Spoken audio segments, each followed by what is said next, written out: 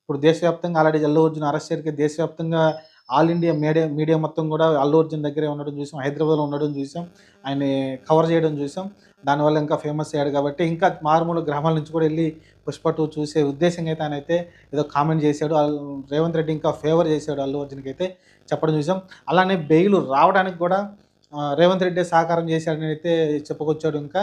ఎందుకంటే ఎవరైతే పీపీ గారు ఉన్నారో పబ్లిక్ ప్రాసిక్యూటర్ ఎవరైతే ప్రభుత్వం తరపున లాయర్ ఉన్నారో ఆయనైతే వాదనలు సరిగ్గా వినిపించలేదని, ఆయన కావాలనే కొంచెం తక్కువగా వాదించాడని, అల్లు అర్జున్‌కి ఫేవర్‌గా బెయిల్ వచ్చే విధంగా వాదించాడని అయితే ఆయనైతే మళ్ళీ ఇంకొక కాంట్రోవర్సీ విషయం అయితే చెప్పడం చూసాం. అదే పోస్ట్‌లో చెప్పడం చూసాం.